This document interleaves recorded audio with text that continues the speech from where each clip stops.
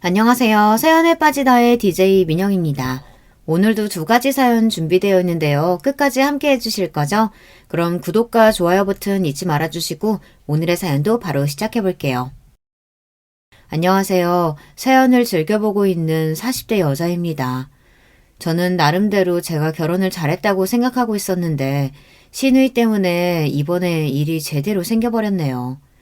예전부터 싸한 기분은 있었지만 사실 저희 결혼 생활에 있어서 큰 문제가 되진 않을 것 같아서 그렇게 친하지도 그렇게 멀지도 않은 거리를 유지하며 생활을 하고 있었어요. 하지만 제 행복했던 결혼 생활은 신우가 남편과 이혼을 하면서 달라졌는데요. 지금부터 제 사연을 천천히 얘기해 드리려고 해요. 부족한 말솜씨지만 정말 제가 너무한 건지 여러분들이 같이 판단해 주셨으면 좋겠어요. 저 같은 경우에는 결혼을 예전부터 생각해온 사람이 아니었어요. 그 이유는 일이 바쁜 것도 있지만 사실 주변에서 시댁 얘기만 들리면 좋은 얘기도 없고 오히려 잡혀서 사는 듯한 느낌이 들다 보니 저도 자연스럽게 혼자 사는 게 더 좋다는 걸 생각하게 되었어요. 하지만 사람 마음이라는 게 정말 좋아하는 사람이 나타나면 달라지는 부분이더라고요. 남편을 처음 만나고 난 뒤 사실 이렇게까지 깊은 관계가 될 줄은 몰랐는데 사람 일은 정말 모르는 거였어요.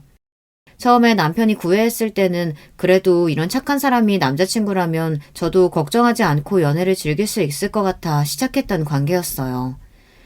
모든 연애가 끝을 생각하고 만나는 것은 아니지만 저는 왠지 이 사람을 처음부터 받아주기가 힘들었기에 만약에 내가 마음이 바뀌어서 만나게 되더라도 오래 만날 생각은 없었거든요.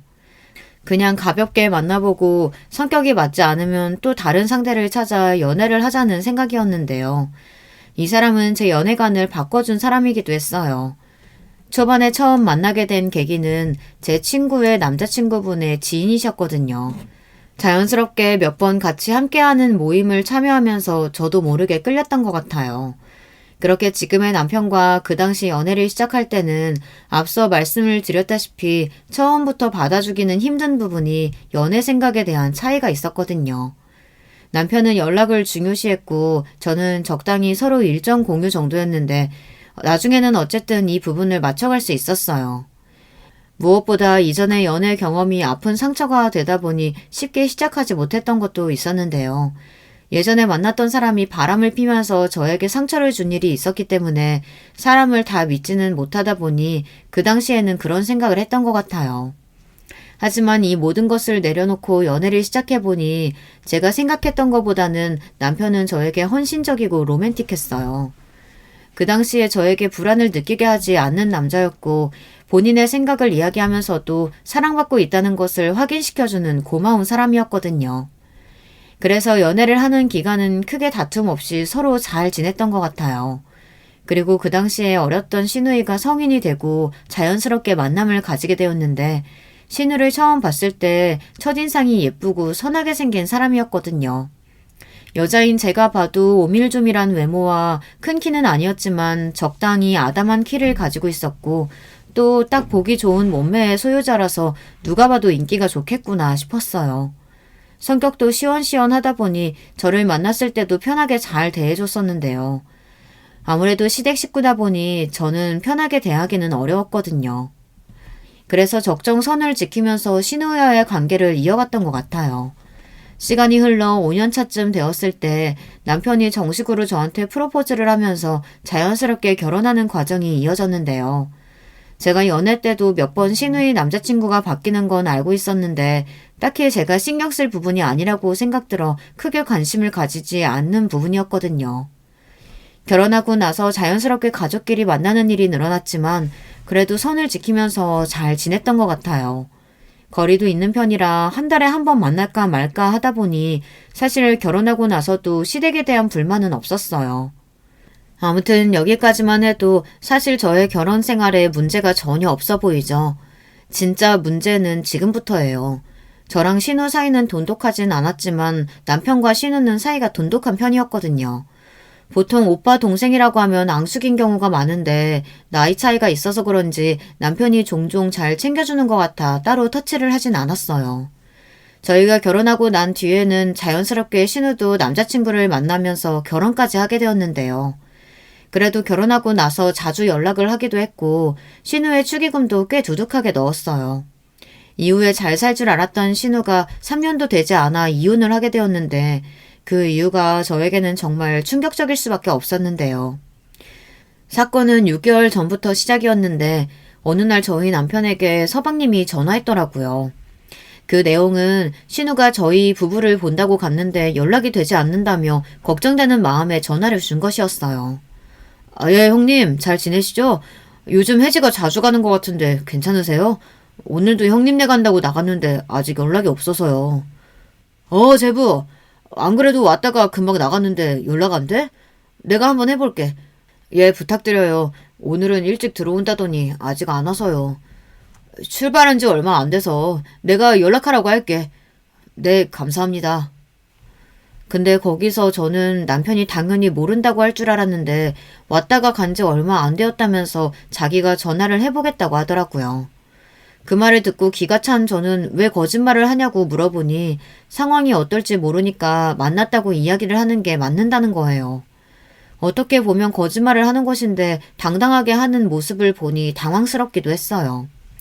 신우에게 전화한 뒤 상황에 대해 말해주니까 본인의 고향 친구를 만나러 왔는데 남편이 너무 싫어해서 저희 부부의 얘기를 했다더라고요. 이해가 가지도 않았고 무엇보다 고향 친구를 왜 반대할지 하는 생각이 들었는데 일단은 이번엔 저희가 봐준다고 하면서 다음부터는 절대 그렇게 하지 말라고 했거든요. 추후 이야기를 서방님께 제대로 하지 못한 게 후회가 되었어요. 왜냐하면 빈번히 저희 집으로 전화가 왔고 남편이 계속 거짓말을 하면서 봐주니까 시내에는 더 신나서 고향 친구를 만날 때마다 저희를 파는 것 같더라고요. 근데 저는 절대 이런 부분을 이해할 수가 없었거든요. 그래서 단도직입적으로 신우에게 전화해서 말했어요. 더 이상 저희 부부 이야기를 하지 말아달라고. 또 이런 일이 있다면 솔직하게 이야기하겠다고 말이죠. 아가씨, 또 저희 집 간다고 얘기하고 나오신 거예요? 서방님 전화 또 왔어요.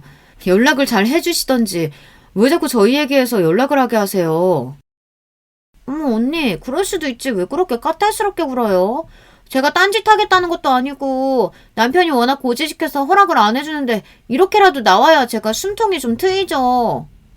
아무리 그래도 그렇지 남편이 싫어하면 안 하면 되잖아요. 아무튼 전 앞으로 편히 못 봐드려요. 그렇게 아세요. 아니 지금처럼 대답만 해주면 되는데 뭐가 문제예요? 그러면 언니 말고 오빠한테 말하죠 뭐. 그리고 제가 남편 생각해서 오빠네 이야기하는 거죠. 그래야 걱정 안 하고 남편도 마음 놓고 있을 텐데 그걸 왜 이해를 못 해줘요? 들려오는 신우 대답이 더 대박이었어요. 저한테 신경 쓰지 말라면서 지금처럼 대답만 잘 해주면 되는데 뭐가 문제냐는 식이더라고요.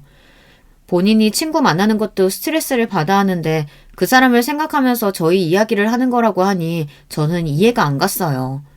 근데 여기서 여러분들이 생각해 볼 수 있는 부분 중 하나가 남편이 왜 신우이가 친구를 만나는 것을 싫어할까라는 것이겠죠. 결혼해도 친구를 만나는 걸로 뭐라고 하진 않잖아요. 아이가 있는 것도 아닌데. 알고 보니 동성이 아닌 이성 친구를 만나는 거더라고요. 근데 저 같아도 동성이 아닌 이성을 만난다고 하면 거부를 할 것 같은데 왜 그거를 숨기고 만났는지 그것조차 이해할 수가 없었어요.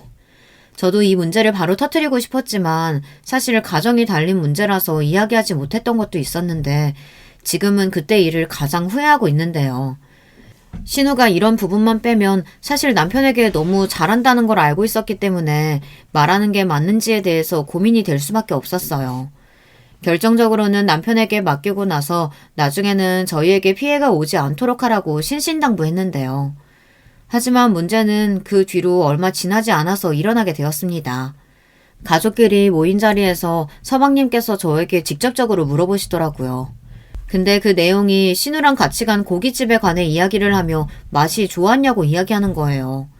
근데 저희는 고깃집에 간 적이 없으니 고깃집이요 라고 갸웃당했는데 남편이 바로 선수를 쳐서 거기 맛있었다고 이야기를 하는 걸 보니 제가 기억을 못하는 건가 했어요. 어영부영 잘 넘어가긴 했는데 가족 모임이 끝난 이후에 남편이 저에게 하는 이야기를 듣고 기가 찰 수밖에 없었는데요. 왜 그렇게 눈치가 없어? 물어보면 그냥 왔다고 하고 갔다고 하면 되는데 그게 어려워? 말도 안 되는 소리 하지 마. 언제까지 계속 감싸줄 생각이야? 막말로 이성 친구를 만나러 간다는데 누가 허락해주냐? 나 같아도 싫을 것 같은데 그걸 몰래 만나는 게 더 이상한 거 아니야? 친구가 많으면 그럴 수도 있지. 걔가 워낙 인싸잖아. 그래서 그런 건데 그걸 이해 못하는 걔도 문제가 있는 거지. 그러면 당신은 내가 이성 친구 만나러 간다면 쿨하게 허락해줄 수 있어? 애초에 너는 그런 이성 친구도 없는데 그런 얘기하면 바람이지. 그런 게 어딨어. 원래 이성 친구가 많으니까 되는 거고 나도 이성 친구 있어. 여보도 알잖아. 네가 굳이 둘이 만나지 않다가 만난다고 하면 그건 좀 의심한만하지 않아? 내 동생은 원래 남자애들이랑 잘 놀았어. 그래서 이번에도 얘기 잘해준 건데 여보랑 나랑 얘기가 안 맞으면 그게 더 의심스러운 거 아니야? 본인이 신우를 감싸주기 위해 외식을 했다고 거짓말을 한 거였어요. 그리고 곧이어 하는 남편의 말들을 저는 전혀 이해할 수가 없었는데요. 어떻게 보면 신우가 바람을 피고 있을 수도 있는 건데 방관하는 느낌이 들더라고요. 이게 정말 맞는 건가 싶기도 하고 그렇다고 제가 나서서 그런 이야기를 하는 게 더 이상했어요. 그래서 그 뒤로는 신우에게 따로 연락을 해서 또다시 이야기를 하게 되었어요. 아가씨 잘 지내세요? 이번에는 어디 다녀오셨어요? 매주 서방님한테 전화 오는 것도 너무 불편하네요.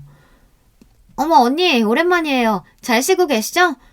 다른 건 아니고 친구들이랑 여행 가야 되는데 허락받기가 너무 어렵더라고요. 그래서 그냥 시기 맞춰서 언니랑 같이 갔다고 이야기했어요. 지금까지는 남편 때문에 봐줬는데 사실 이건 아닌 것 같아요. 가정이 있으면 가정에 충실하셔야죠.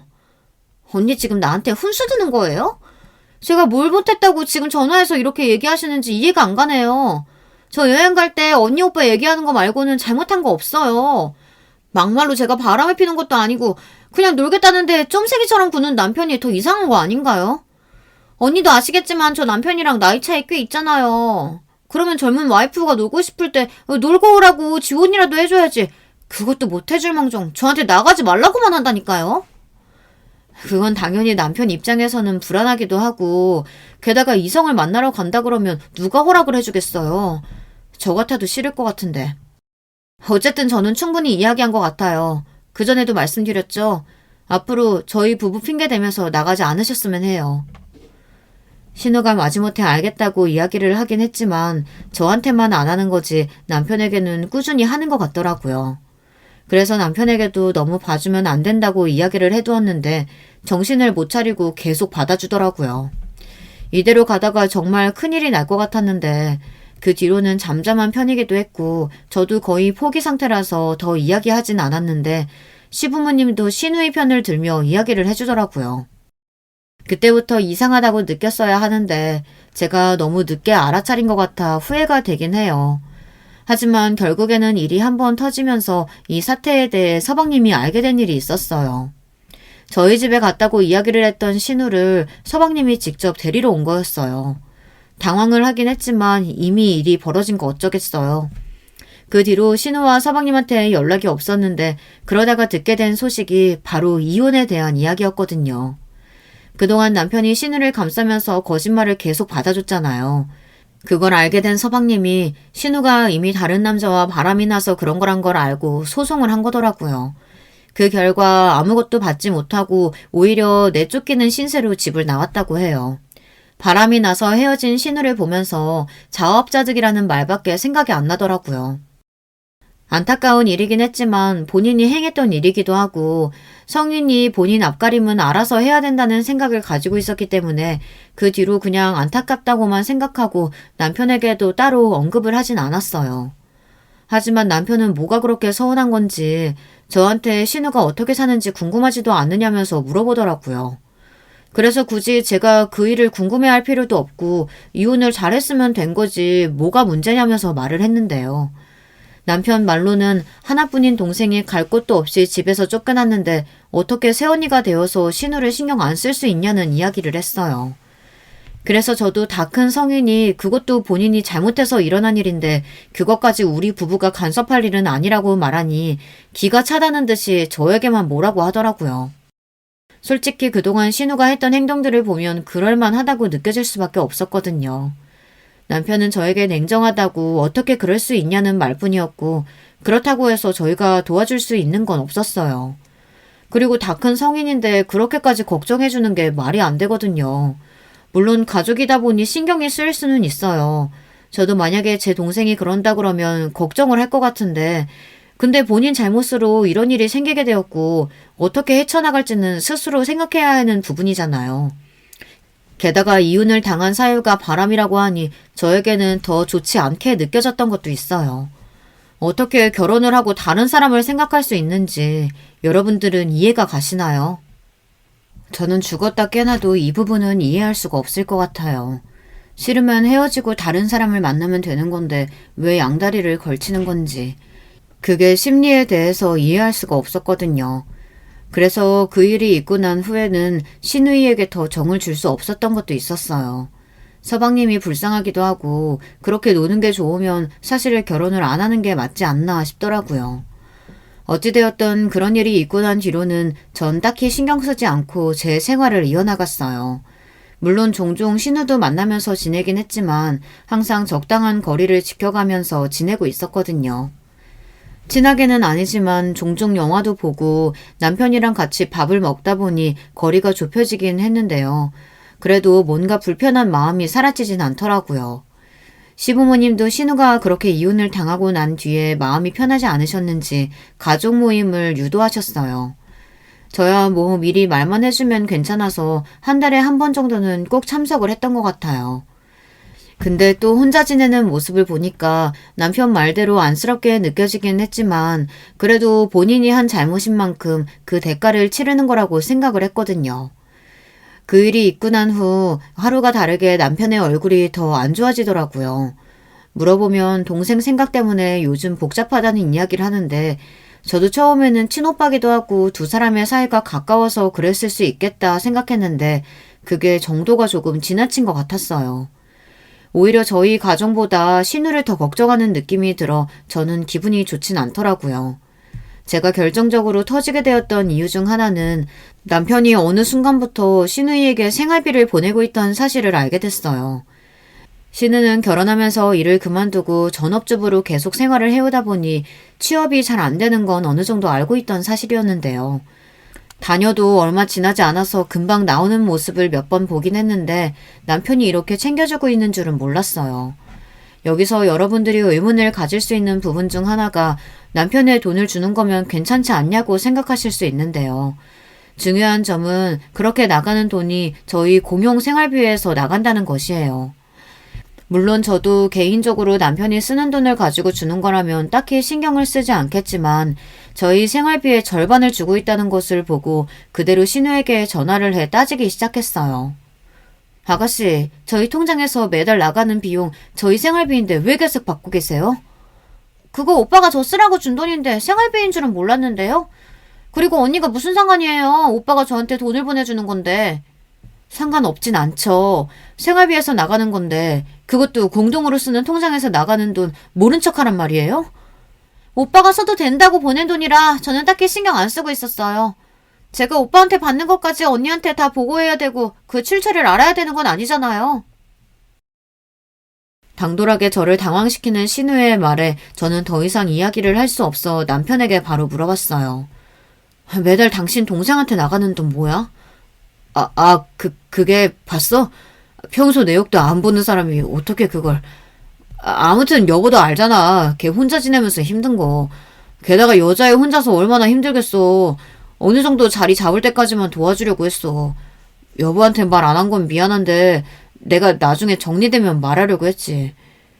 우리 공동생활비에서 나갈 돈도 많은데 굳이 그렇게까지 할 필요가 있어? 성인인데 그렇게까지 도와주면 더 버릇만 나빠지는 거야. 너는 네 동생이었어도 그럴 거야? 생활비 그거 그냥 우리가 조금 아껴 쓰면 되는 거잖아. 그니까 당신 동생 때문에 왜 우리 생활비가 줄어야 되는 거냐고. 본인 스스로 일어나야지. 그리고 내가 이런 말까지는 안 하려고 했는데 솔직히 현지 씨가 잘한 건 없잖아. 당신 그동안 위로하면서 속으로는 그렇게 생각하고 있었어?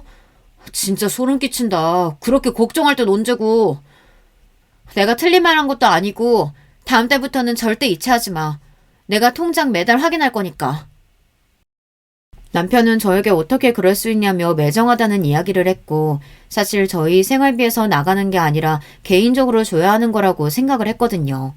그래서 그렇게 말했던 건데 저를 이해해주지 못하는 남편을 보니 제가 잘못된 건가라는 생각도 들더라고요. 근데 여러분들이 생각해봤을 때 사실 이런 일이 있으면 그냥 넘어갈 수 있는 문제는 아니잖아요. 금전적으로 요즘 힘들게 사는 사람들도 많은데 저도 마찬가지로 한 푼이라도 아껴서 돈을 더 모으고 빚을 갚으려고 하는 건데 그 부분에 있어서 남편은 전혀 도움이 되지 않고 있는 것 같아 제가 이번에는 강력하게 이야기를 할 수밖에 없었어요. 남편에게 이 부분에 대해서 도움을 계속 받으면서 살면 스스로 사는 법을 배우지 못하게 되는데 그럼 계속해서 달라고 할 수도 있는 거고 오히려 끊어내기가 힘들어질 거라고 했거든요. 또 신우가 잘못되라는 마음에서 말한 건 아니었다고 잘 설득하니 그래도 일정 부분을 지원해주고 싶다고 했어요.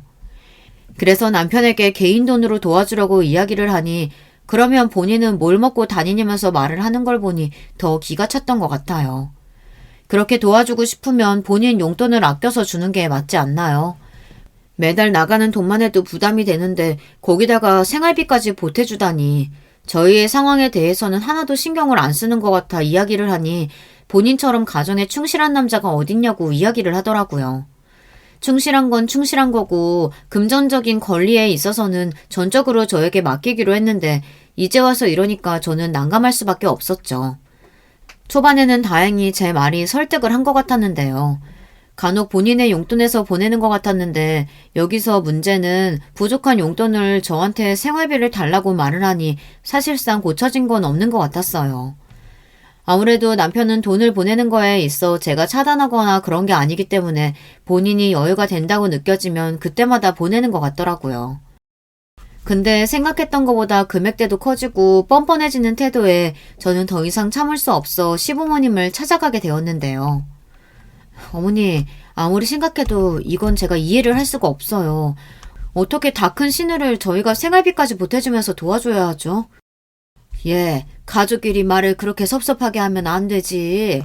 솔직히 우리 딸이 너한테 시집살이 시킨 것도 아니고 그동안 잘해줬으면 그만큼은 도와줘도 되는 거 아니냐? 그래, 세아가, 너도 너무 예민한 것 같구나. 안 그래도 이혼까지 당한 마당에 얼마나 힘들겠니? 아무리 그래도 이해하기가 어려워요. 30이 넘은 신우를 계속해서 뒷바라지 할 순 없잖아요. 저희 2세 계획도 있는데. 그만해. 부모님들까지 이렇게 말씀하실 정도면 솔직히 우리가 이상한 게 아니라 당신이 이상하다고 생각해봐야 되는 거 아니야? 혜지 씨가 그렇게 힘들다면 모르겠지만 집도 있고 스스로 경제적인 활동만 하면 되는 건데 그게 어렵다면 부모님 댁으로 들어와서 살아야죠. 그만해라. 더 얘기할 거 없으니 이만 돌아가. 시부모님 댁에 가서 열심히 이야기해봤지만 저에게 돌아오는 해답은 없었어요. 오히려 저를 이상한 사람으로 취급하니까 더 혼란스럽더라고요. 여러분들이 느끼시기에는 어떠신가요? 솔직히 30도 넘었는데 자기 앞가림 못하는 건 쪽팔리잖아요. 거기다 바람을 피워서 이혼당한 건데 그것까지 저희가 감싸줄 필요는 없다는 생각밖에 들지 않았어요. 계속 이렇게 당하다간 저희 집에서 산다고 할까봐 겁이 났던 저는 앞으로 신우이에 대해서는 일절 저에게 이야기하지 말라고 했어요. 그리고 각자 돈 관리는 알아서 하고 앞으로 터치하지 않겠다고 하니 굉장히 좋아하더라고요. 그래서 저는 그 길로 제가 하고 있었던 재테크 방법을 통해 돈을 굴리기 시작했는데요.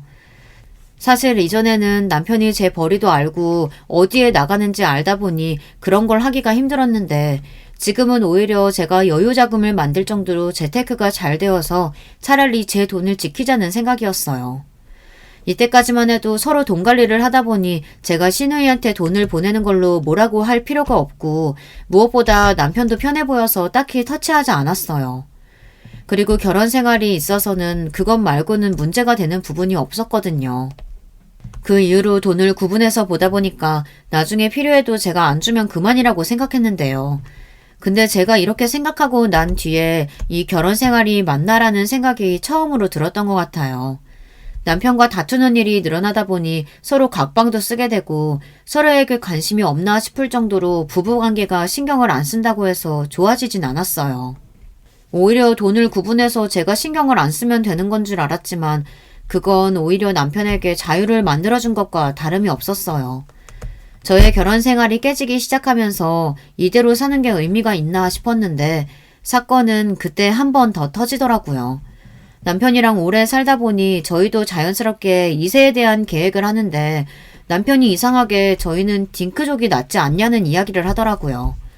본인도 아이를 키울 생각을 하니 생각보다 쉽지 않을 것 같고 지금은 저희끼리 있는 게 더 좋다는 말로 계획에 대해서는 저와 맞는 부분이 없었어요. 근데 제가 생각했을 때 이 부분에 대해서 이해할 수 없었던 부분은 예전부터 아이를 갖고 싶다며 이야기를 많이 했었거든요. 시도는 있었지만 잘 되지 않아서 그 이후로는 자연스럽게 가지자는 생각이었는데 생각보다 너무 안 생기니 고민이 되어 진지하게 이세에 대한 이야기를 한 것인데 딩크족이라고 하니까 처음에는 의아했던 것 같아요. 저도 생각해봤을 때 저도 제 인생을 즐기는 게 더 좋잖아요.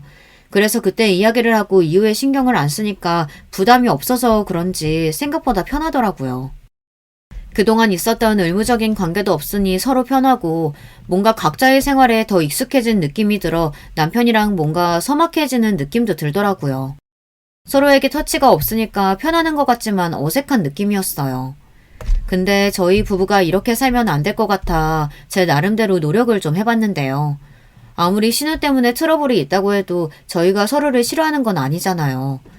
그래서 데이트도 해보고 맛있는 음식도 먹으면서 시간을 보내봤는데 그럴 때마다 남편은 휴대전화에서 시선을 못 떼더라고요. 서운하긴 했지만 연락 올 사람이 있나 보다 하고 그냥 넘어가게 되었는데 얼마 전부터는 본인이 하고 싶었던 취미생활의 모임에 나가게 되었다면서 허락을 구하더라고요. 사람이 취미를 가진다는 거에 있어서 좋은 거라고 생각했기 때문에 일주일에 2, 3회 정도 나가는 걸 가지고 뭐라고 하진 않았어요. 하지만 문제는 이후에 귀가 시간이 늦어지고 누군가와 잦은 연락을 하고 지내는 걸 보니 뭔가 이상한 촉이 왔다고 해야 할까요? 그래서 며칠 동안 주시하면서 지켜봤어요. 아니나 다를까 얼마 뒤에 여자와 있는 것을 포착했는데 초반부터 의심하진 않았거든요. 근데 만나는 사람이 딱 그 사람 한 명이었고 나중에는 둘이 손도 잡고 누가 봐도 연인처럼 하고 다니는 걸 보게 되었어요. 처음에는 친구인 줄 알았는데 모임에서 만난 사람일 거라고 생각하고 크게 터치하지 않았거든요. 왜냐하면 모임이라고 하는 게 다 같이 만나는 일이 더 많을 거고 둘이 함께 본다는 건 생각도 못하고 있었던 부분이었어요. 제가 증거를 발견하게 된 건 신우이한테 전화했다가 저희 남편이랑 같이 없다고 이야기를 했을 때였어요. 왜냐하면 저에게는 신우를 만나러 간다고 했거든요. 만나고 헤어졌을 거라고 생각했지만 그건 아니었고 저와 통화를 마친 신우이가 다시 전화해 사실 오빠를 만난 게 맞다고 이야기를 번복하니 더 이상하게 느껴지고 그때 알게 되었죠. 이런 패턴을 제가 어디서 많이 느꼈다고 생각했냐면 신우가 친구들을 만날 때마다 저희의 이야기를 하면서 넘겼잖아요. 여자의 촉이라는 게 무섭다고 느껴질 정도로 딱 느낌이 왔네요. 조용히 증거들을 모으고 있다가 시댁에 갔을 때 이런 부분을 터뜨리려고 했는데 딱 시부모님께서 그 폭탄을 터뜨릴 수 있는 기회를 주셨어요.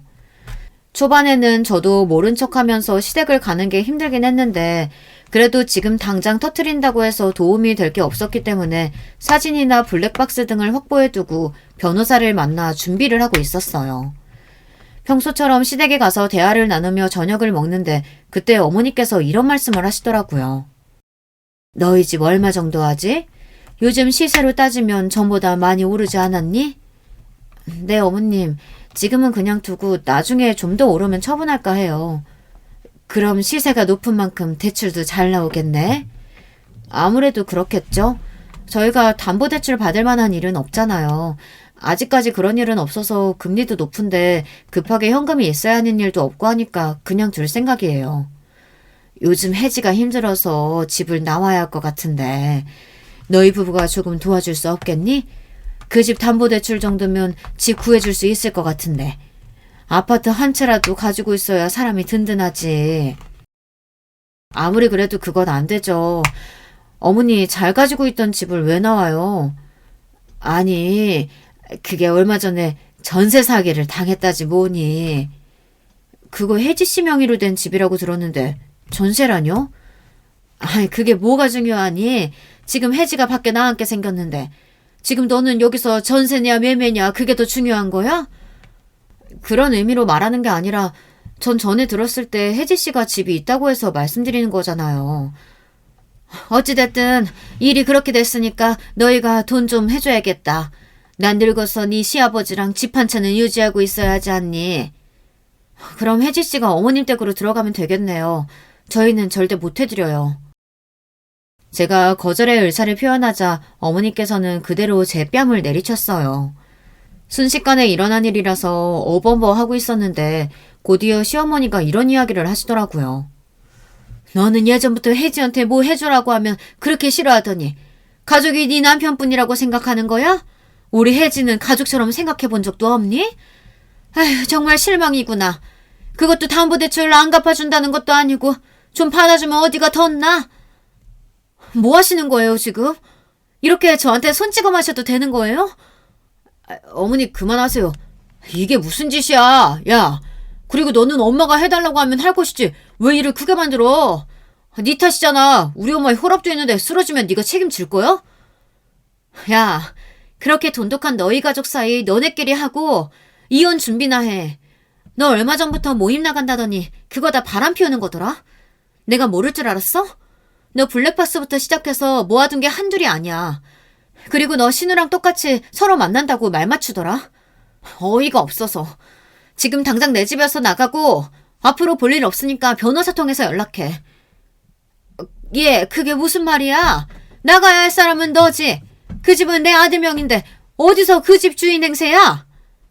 아줌마 진짜 아무것도 모르나 본데 제가 저 사람보다 벌이가 훨씬 좋아요. 집도 애초에 제가 해온 거예요. 무슨 소리 하시는 거예요? 명의로 되어 있는 사람인 저인데 어쩌시라고요? 아들, 제 말이 사실이야? 네가 집회 간다며 받아간 돈은 어쩌고? 아이고, 이게 무슨 일이냐? 저는 그 말을 듣고 도저히 참을 수가 없어 그 자리에서 남편의 외도 사실을 밝히고 될 대로 되라는 식으로 그 자리에서 모든 걸 말했어요. 제 이야기를 들으셨던 시어머니는 기가 차다는 표정으로 저를 쳐다보며 그대로 식당을 나가셨고 남편은 저에게 싹싹 빌기 시작했어요. 여보, 내가 그러려고 그런 건 아니고 여보 잘못 본 거야. 그냥 친구야. 친구 모임에서 만난. 내가 얼마나 등신 같아 보였으면 우리 집까지 찾아와서 그 짓거리를 했을까. 내가 하나도 모를 줄 알았지. 적어도 집에 데려올 거면 머리카락은 치웠어야지. 됐고 나는 더 이상 할 얘기 없으니까 연락하지 말고 당장 내 집에서 나가. 한 번만 나한테 기회를 줘. 남자들이 실수 한 번은 할 수 있잖아. 저는 그 말을 듣고 나서 그대로 남편 뺨을 내리치고 그대로 식당을 나가버렸어요. 바람을 피워놓고 봐달라고 하는 게 사람인가요?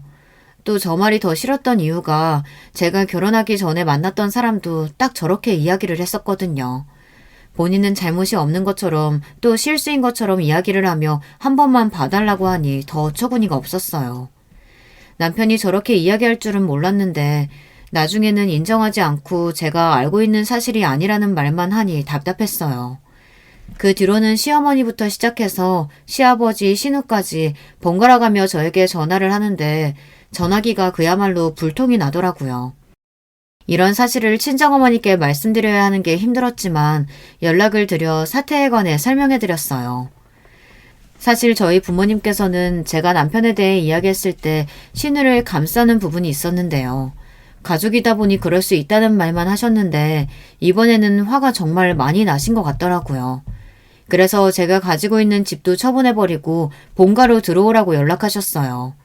저도 그게 나을 것 같아 그대로 집으로 가서 짐을 다 빼고 남편 짐은 밖에 덩그러니 내버려두고 저는 본가로 들어오게 되었는데요. 여보, 지금 어디야? 집인데 왜? 그리고 우리가 이렇게 달갑게 통화할 사이는 아니지 않아? 여보, 내가 다 잘못했어. 짐까지 이렇게 빼두면 어떡해. 네가 그렇게 좋다고 따라다닌 년 집으로 가면 되지. 왜 나한테 전화를 해? 제발 한 번만 봐줘. 어? 나 진짜 갈 곳도 없어. 그것까진 내 알 바가 아니지. 끊을게. 아니나 다를까 짐이 빠졌다는 걸 알게 되자 저에게 전화를 바로 하더라고요. 저는 받지 않고 카톡으로 답장했는데 저에게 어떻게 이럴 수 있냐는 말뿐이었어요. 본인이 당장 어디로 가야 할지 모르겠다며 저한테 답답하다고 저한테 이야기를 하니 네가 좋다는 그 사람 집에 가서 살라고 말해줬어요. 처음에는 이혼하면서 힘들 줄 알았는데 오히려 홀가분한 느낌이 들었는데요. 그동안 남편 돈을 받아가며 생활했던 시누이부터 시작해서 본인 아들과 딸밖에 모르는 시부모님 밑에 있는 건 저도 힘든 일이었던 것 같아요. 가족이니까 그럴 수 있다고 이야기하고 저는 저 스스로 이해하려고 계속해서 이야기했던 것 같더라고요. 지금 집도 잘 처분되었고 이혼 서류도 마무리가 되어 혼자가 되었는데요. 난 어떻게 먹고 살라고 그 빌딩까지 처분한 거야. 여보, 제발 나도 좀 살아야지. 내가 왜 네 밥벌이까지 생각하면서 살아야 돼? 이미 남남인 주제에 앞으로 다신 연락하지 마.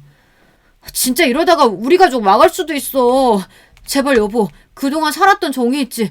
생각해서라도 그거만은 빼지 말아줘. 너가 진짜 단단히 착각하고 있는데 그 건물 원래 내 건물이고 네 것도 아닌 걸 왜 네 것처럼 말하고 다니는지 모르겠다. 이미 처분했으니 너도 네 앞길 네가 생각해야지. 바람 피우면서 이런 건 생각도 못했나 봐. 하긴 생각을 했으면 그렇게 멍청이처럼 바람을 피우진 않았겠지. 혜지에 이어서 나까지 이혼한다고 하니까 부모님께서도 근심이 말이 아니죠. 여보, 진짜 기회만 주면 잘할게. 우리 그래도 사이 좋았잖아. 제발 그동안의 정 생각해서라도 받아주면 안 될까? 제대로 마무리가 되기 전에는 남편이 관리하고 있었던 건물들도 다 처분해버렸어요. 제가 가지고 있던 꼬마 빌딩을 관리해줄 사람이 필요했는데 남편이 어차피 저와 같이 살고 있으니 그동안 맡기고 있었거든요. 물론 그에 대한 급여도 챙겨주고요. 여기서 여러분들이 알 수 있듯이 결국 남편의 월급은 제가 주는 입장이었던 거죠. 건물이 사라지면서 남편도 그대로 직장을 잃은 것과 다름이 없었습니다. 그동안 제가 참아주고 이해하려고 노력했던 부분에 대해서는 한 번도 고맙다고 말한 적이 없던 사람이라 마지막에 돌아설 때에는 후회가 하나도 없었던 것 같아요. 저는 그만큼 열심히 했거든요. 처음 시누이가 바람이 피웠다는 것을 알게 되었을 때 제 남편은 그러질 않길 항상 생각했었는데요. 결국에는 남편도 바람을 피우고 시누이에게 그동안 돈만 열심히 주며 본인에 대한 대비는 하나도 안 해둔 것인지 계속해서 문자로 힘들다는 이야기만 하네요. 저는 바람에 대해서는 정말 이해할 수 없는 사람이기 때문에 용서를 해줄 마음은 더더욱 없었어요. 바람도 바람이지만 제 편을 들어주지 않고 제가 뺨을 맞았을 때 제 잘못이라고 이야기하는 모습을 보니 더 정이 떨어졌거든요. 또 저와 이혼하게 되었던 이유 중 하나가 바람이잖아요. 당시 바람을 피웠던 사람이 신우 친구였기 때문에 더 충격이어서 이혼을 준비했던 것도 있었어요. 결국에는 신우가 소개해준 친구로 인해 바람이 나고 생활비를 지원해주다 나중에 집까지 얻으려고 했던 신우 때문에 저희 집은 이렇게 가정이 파탄나게 되었어요. 억울한 부분들도 분명히 있긴 하지만 다행히 제가 생각했던 것보다 재산 분할이 많이 되진 않았고 적당히 제가 줄 수 있는 선에서 마무리되어 그건 정말 잘 되었다고 생각해요. 남편과 돈 관리를 따로 하게 되며 제가 시작했던 재테크도 잘 되다 보니 혹시라도 많이 나눠줘야 하나 싶었거든요. 다행히 그건 아니었고 이번에 정리까지 싹 하고 나니 가족들이랑 시간을 보내면서 지내는 지금이 오히려 저에게는 더 필요한 것들이었던 것 같아요. 이혼이라는 게 쉬운 건 아니지만 요즘에는 계속해서 많아지고 있는 일 중 하나잖아요. 오랫동안 서로 다르게 살던 두 사람이 가정을 합친다는 건 정말 어려운 일 중 하나예요. 하지만 서로에 대해서 예의를 지키고 또 바람과 같은 일이 없다면 행복한 가정을 지켜낼 수 있을 것 같은데 생각보다 이혼으로 인한 것들도 많고 시댁으로 인한 것들도 많은 편이라 저 같은 일도 꽤 흔한 일이라고 하더라고요. 제가 그동안 배려해줄 땐 몰랐던 부분들이 이혼 후에는 와닿았는지 저에게 계속해서 연락이 오네요. 그리고 시댁에서 그동안 제가 베풀었던 부분들에 대해 차단해버리니 시댁에서도 연락이 와서 전화를 받지 않고 있어요. 제가 시누이에게는 인색하게 굴었던 부분들이 있지만 시부모님께는 정말 최선을 다해서 도와드렸거든요. 남편이 모르는 부분 중 하나가 이사하면서 저희 어머님 건물에 거주하게 되셨는데 저희가 비대면으로만 거래하다 보니 모르시더라고요. 혹시라도 부담을 느끼실까봐 일부러 말씀을 안 드렸고 이사갈 집이 필요하다고 하셔서 그때 제가 엄마께 말씀드려 이사 준비를 시켜드린 거거든요. 제가 구한 집이라고만 생각해서 그런지 집주인이 저희 엄마라는 걸 전혀 모를 수밖에 없었어요. 연락이 필요해도 카톡으로 해서 모르고 계셨는데 이번에 만기가 되면서 재계약을 하지 않았어요. 애초에 저희가 시세보다 살짝 낮게 받고 있었던 것도 있고 제가 들어가서 살 거기 때문에 만기 시에 나가줬으면 한다고 이야기하니 그때 어머니한테 전화가 오더라고요. 아이고 사부인 잘 지내시죠? 알고 보니 저희 집주인님이시더라고요. 왜 그동안 말씀이 없으셨어요? 이번에 연장 관련해서 상의하고 싶어서 연락드렸어요. 아들, 딸이 잘못한 부분들이 있긴 하지만 그래도 저희가 살아야 하지 않겠습니까? 죄송하지만 이번에 연장은 안 될 것 같아요. 제가 알기로는 임차인 입장에서 연장을 임대인의 마음 상관없이 할 수 있는 걸로 알고 있거든요. 실제로 제가 찾아봤는데 저희가 벌써 2번이나 연장해드렸고 그 이유라서 해당되는 부분이 없네요. 그런 게 어디 있어요? 그렇게 한다면 저희도 법대로 하겠습니다. 아무리 아이들이 표현을 했어도 그러지 또 언제 붙을지 모르는 게 부부라는 거 아시잖아요. 법대로 하시고요. 저는 애들이 붙든 말든 상관없고 집주인으로서 권리 행사를 하는 것뿐입니다. 제가 직접 딸과 들어가서 살 거기 때문에 문제가 될 것은 없네요. 어디 한번 해보시죠. 그 말을 들은 시어머니는 자기는 아차 싶었는지 저희 엄마에게 사과하면서 제발 한 번만 도와달라고 이야기했지만 어림도 없었어요. 이후 저희 부모님과 함께 이사해서 저는 결혼 전부터 하고 싶었던 해외여행을 다니며 여유를 즐기고 있는데요. 어디에 억압받지 않고 이곳저곳 돌아다니다 보니까 자유로워진다는 게 이런 거구나 싶더라고요. 본인의 가족들만 생각하는 남편에게서 벗어나고 나니 저도 자연스럽게 제 가족에게 더 집중하게 되고 시간을 보내면서 더 즐겁게 지내고 있는데요. 얘야, 정말 우리가 잘못했다. 그동안 서운하게 해서 미안하구나. 하지만 부부의 인연이라는 게 이렇게 끊어져서는 안 되잖니. 앞으로 혜지한테도 연락하지 말라고 할 테니까 제발 우리 아들 좀 다시 받아다오. 어머니, 저는 절대 그럴 수 없어요. 다시 그 집에 들어가서 시집살이 하는 것도 싫고요. 이미 제 눈밖에 난 사람입니다. 어머님이 잘 키우세요. 전 그대로 반품할 테니까. 넌 피도 눈물도 없구나. 어떻게 몇 년을 같이 산 남편을 이렇게 버려? 네 시아버지가 알면 가만히 둘 것 같아? 이제 아저씨 아줌마 볼 일도 없는데 뭔 일이 나겠어요? 그거 아시죠? 방금 하신 말씀 범죄예요. 경찰서에서 보기 싫으시면 다신 전화하지 마세요. 모르는 번호로 전화가 와서 받았는데 시어머니가 저에게 건 전화더라고요. 다시 남편을 받아달라는 거지만 사실 제가 그럴 필요는 없잖아요. 다시 그 생활을 하라고 하면 스트레스를 받아 제가 못 견딜 것 같다는 생각이 들었거든요. 들려오는 소식에 의하면 남편은 취업하긴 했지만 계속 전전긍긍한 상태인 것 같더라고요. 신우는 여전히 일을 안 하고 있고 시부모님께서는 이사를 하시게 되었는데 좀 더 좁은 집에서 아들과 딸까지 부양하며 살게 되셨어요. 보통은 아들과 딸이 부모님을 도와주는 일이 많지만 여기는 반대더라고요. 전 남편도 저에게 받던 수입이 없어지다 보니 부모님께 손을 벌린다는 사실까지 알게 되었어요. 이혼을 한 뒤로 이 모든 걸 어떻게 아셨냐 생각하실 수도 있는데 시어머니가 힘들 때마다 저한테 문자를 보내세요. 저도 뭐 어떻게 사는지 궁금해서 아직까지 차단은 안 하고 있는데 이제는 차단해도 될 것 같네요. 결국에는 집에서 쫓겨나는 사람이 제 남편이 되었는데요. 저는 인생에 있어서 중요한 부분이 배우자도 있지만 배우자의 가족도 잘 만나는 게 필요한 것 같아요. 아예 연을 끊고 살 것도 아니기 때문에 맞지 않는다면 계속해서 트러블이 생길 수밖에 없는 부분이잖아요. 그렇다 보니 저희는 처음에는 신우 때문에 힘들었는데 갈수록 뻔뻔해지는 시댁 태도 때문에 많이 힘들었거든요.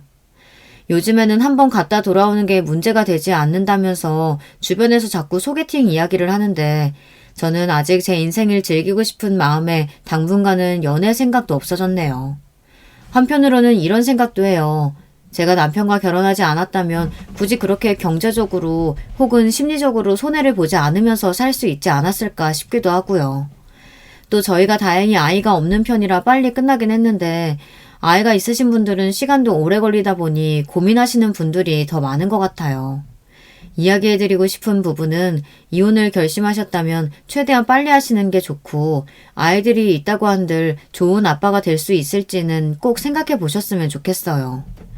저희가 결혼 기간이 꽤 되었음에도 이혼하지 못했었는데 초반에는 이게 제 문제인가 싶기도 하고 스트레스로 다가왔지만 오히려 정리를 하고 나니 아이가 없어서 더 빨리 끝낼 수 있었던 것 같아요.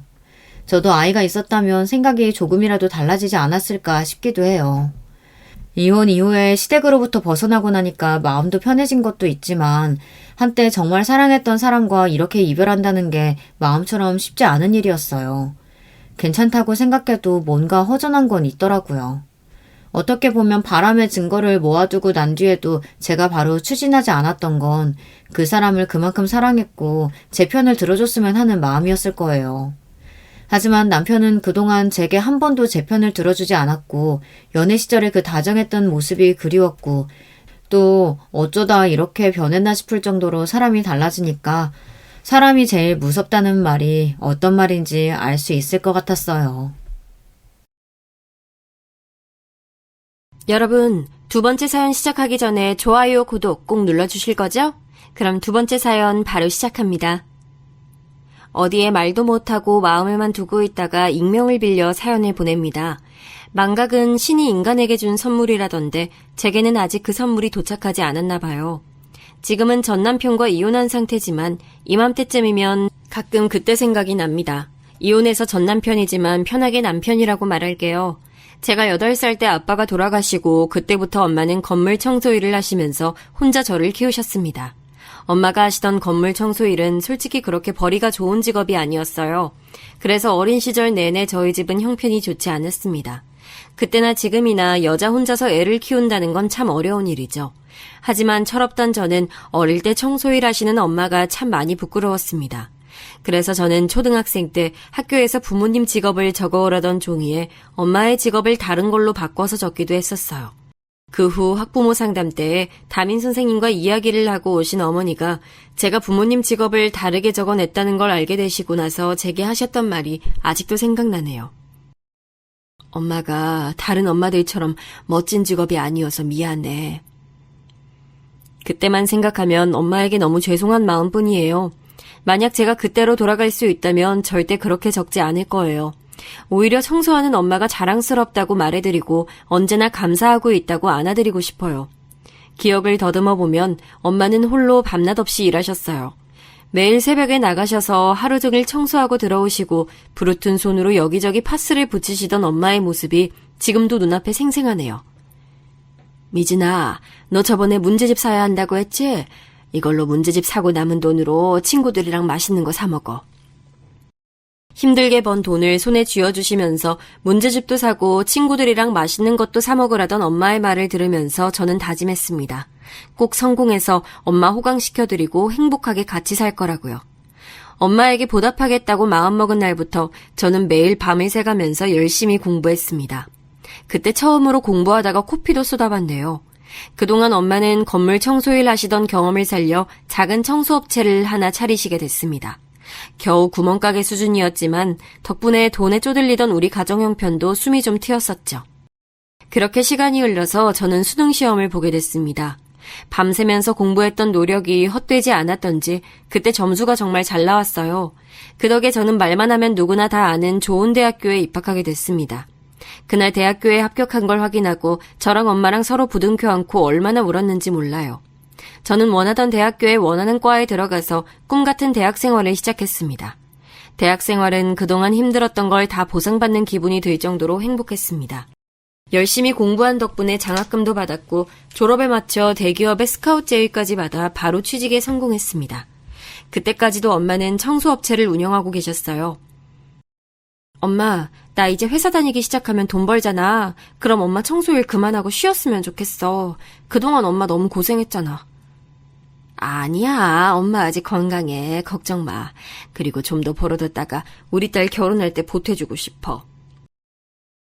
이때 엄마의 말씀에 전 그저 죄송하고 감사한 마음뿐이었죠.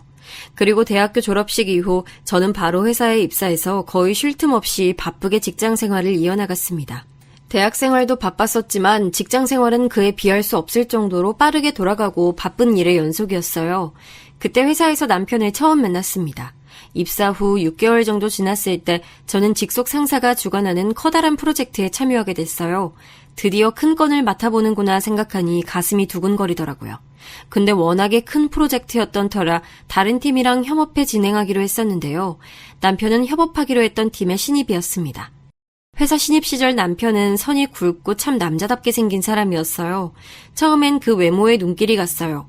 남편은 언제나 에너지가 넘쳤고 사람들을 이끄는 데 탁월한 능력이 있었어요.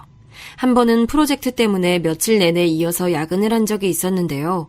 그때 너무 힘들어서 다들 지친 채로 야근을 하고 있었어요. 그런데 갑자기 남편이 벌떡 일어나 사무실을 나갔다 오더니 에너지 음료를 사와서는 하나씩 돌리면서 다 같이 힘내자고 말하더라고요. 남편도 야근 때문에 힘들었을 텐데 파이팅 하자고 외치며 모두를 응원하던 남편의 모습이 참 보기 좋았습니다. 어릴 때 저는 엄마가 일 나가시면 하루 종일 혼자 집에 있었어요. 그래서 전 항상 스스로 절 챙겨야 했습니다.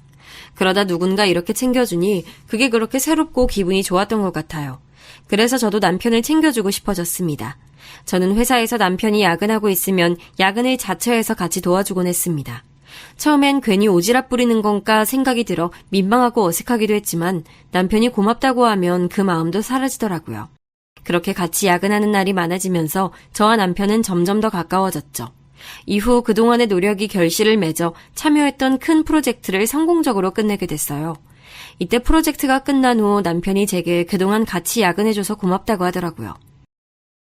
그동안 저 야근할 때 같이 야근하면서 도와줘서 너무 고마웠어요. 그래서 제가 밥 한 번 사드리고 싶은데 어떠세요? 솔직히 남편의 갑작스러운 식사 제안에 참 놀랐어요. 하지만 이상하게 남편의 식사 제안을 거절하고 싶지 않더라고요. 근사한 레스토랑으로 모시겠다는 남편의 말에 저는 그런 곳보다는 삼겹살에 소주 한 잔 어떠냐고 했죠. 그렇게 저희는 그날 회사 근처 삼겹살집으로 처음으로 단둘이 식사를 했습니다. 겨우 삼겹살집이었는데 왜 그렇게 긴장이 되던지요.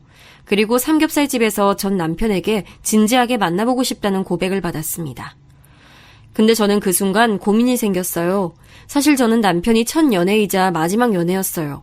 대학교에 합격했을 땐 세상을 다 가진 것처럼 너무 좋았지만 현실적으로 비싼 학비라는 문제가 있었죠. 물론 엄마가 대학교 학비를 전부 내주겠다고 하셨지만 저는 학비에 대한 부담을 엄마 혼자 지게 하고 싶지 않았어요. 그래서 대학교에 입학하자마자 과외를 하면서 첫 해 대부분의 학비를 충당했습니다. 그 후 다음 해에는 성적 장학금을 받기 위해 쉴 틈 없이 공부에 매진했고요.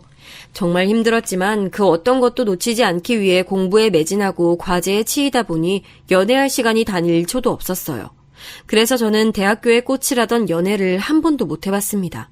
그러니 남편과 사귀게 되면 그게 제 첫 연애가 되는 거였죠. 그때를 생각해보면 설레면서도 한편으로는 이렇게 사귀어도 될까라는 걱정이 컸던 것 같아요.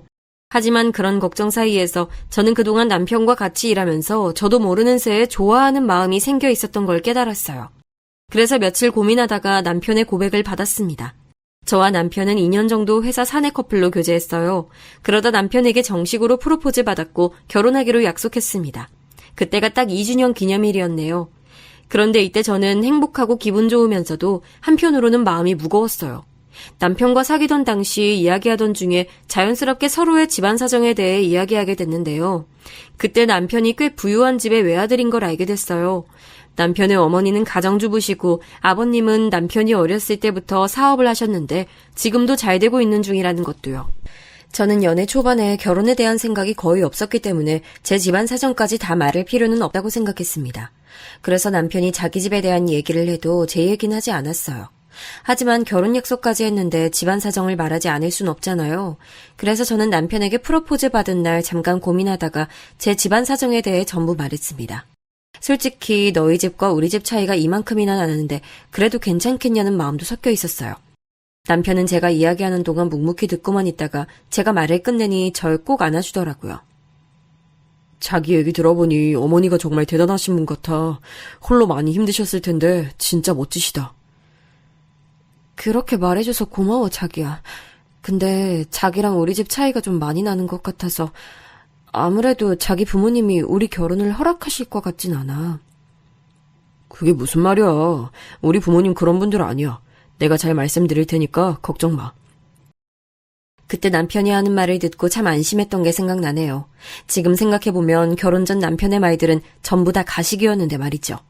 하지만 그 당시에는 남편이 하는 말들이 다 진심으로 느껴졌습니다.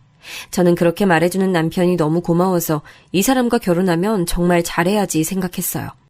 프로포즈 받고 며칠 되지 않아 남편이 부모님께서 만나보고 싶어 하신다고 말을 했어요. 이때 남편 부모님을 처음 뵈러 찾아간 날이 아직도 기억납니다.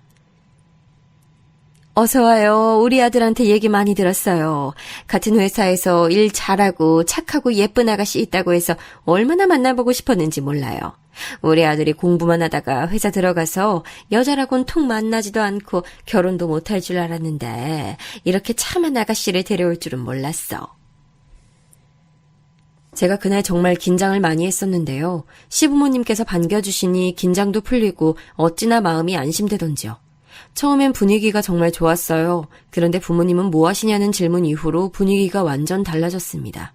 저는 남편이 부모님께 말씀드려 놓겠다고 했기에 시부모님께서 제게 아버지가 안 계시고 어머니만 계신 것과 어머니가 청소업체를 운영하고 계신다는 것까지 다 알고 계신 줄 알았어요.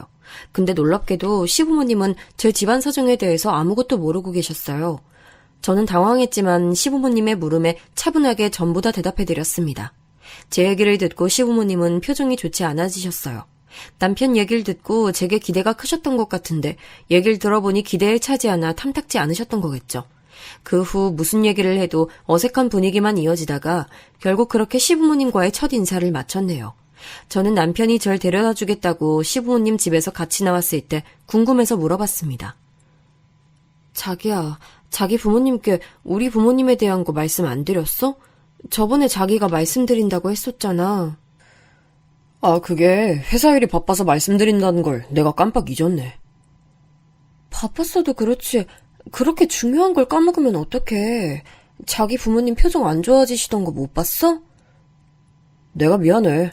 근데 뭐 어때? 우리만 잘 살면 되는 거지. 그리고 우리 부모님 원래 자기 마음에 들어 하셨으니까 괜찮을 거야. 이때 조금 쎄했지만 진짜 바빠서 깜빡 잊은 걸지도 모른다고 생각했어요. 그런 일이 있었음에도 시부모님은 정말 제가 마음에 드셨던 건지 결혼을 허락해 주셨습니다. 남편에게 그 말을 들었을 때 얼마나 마음이 놓였는지 몰라요. 그리고 그 다음 주에 남편과 함께 엄마를 뵈러 가기로 약속 잡았습니다. 그날 남편은 엄마를 뵙자마자 큰 절을 올리고 자신을 소개했어요. 안녕하십니까 어머니. 미진이 남자친구인 이현우라고 합니다. 어머니께서 결혼을 허락해 주신다면 저 미진이에게 정말 잘하면서 살겠습니다. 아이고 만나서 반가워요. 아이 무슨 큰절까지 하고 그래. 얼른 일어나요. 엄마는 남편의 행동에 약간 당황하셨지만 그리 싫진 않으셨던 것 같아요. 엄마를 처음 만난 날 남편은 정말 싹싹하게 말을 잘했어요. 옆에서 듣고 있던 제가 다 기분이 좋을 정도로요. 엄마는 남편의 그런 말과 태도가 마음에 드셨는지 내내 얼굴에서 웃음이 떠나질 않았어요. 그리고 그날 그 자리에서 바로 결혼을 허락하셨죠. 그 후 얼마 지나지 않아 상견례를 했는데 그때는 분위기가 조금 좋지 않았어요. 제가 시부모님을 처음 뵀던 날 좀 일이 있었잖아요. 그래서 엄마에게 무례하게 말하실까봐 신경 쓰였는데 아니나 다를까 상견례에서 시어머니께서 엄마에게 청소일 하시는 부분에 대해 은근히 물으시더라고요. 예비 사돈께서 청소업체를 운영하고 계신다고 들었어요. 그럼 사업 규모는 어떻게 되시나요? 정말 작은 수준이라 사업이라 할 정도까진 아니에요. 사업이라고 말씀드리는 게 부끄럽네요. 엄마의 대답을 들으시고 나서 시어머니의 표정이 살짝 달라지셨습니다. 약간 비웃는 것 같이 웃으시더라고요. 그리고는 갑자기 사업에 대해 일장연설을 하시는 거예요. 원래 사업이 쉬운 게 아니긴 하죠. 보는 눈도 있어야 하고 실력도 있어야 하고 말이에요. 원래 이 사업이란 건 말이죠. 체계적으로 계획을 세워서 해야 성공할 수 있는 거예요. 주먹구구식으로 하면 금방 망하고 돈 다 날리는 거지 뭐. 아, 예비사돈 혹시 사업 계획서 같은 건 써보셨어요? 말투가 꼭 저희 엄마를 가르치시는 것 같은 느낌이었어요. 솔직히 그런 건 표정이나 행동으로 티가 나잖아요. 시아버지께서 그만하라고 말하시지 않으셨다면 정말 밤새도록 말하셨을 기세였어요. 저희 엄마는 상견례 내내 웃고 계셨지만 저는 옆에서 마음이 너무 불편해서 표정 관리하느라 힘들었어요. 엄마, 사업 규모가 무슨 상관이야. 홀로 미진이를 이렇게 멋지게 키우신 대단하신 분이야. 남편이 거기서 시어머니에게 한마디 안 했으면 저는 그날 엄마 손잡고 그 자리를 박차고 나왔을 거예요. 남편은 결혼 전부터 그렇게 항상 자신이 제 편이라는 것을 말과 행동으로 보여주는 사람이었어요. 하지만 가끔 그때를 생각하면 의문이 들어요.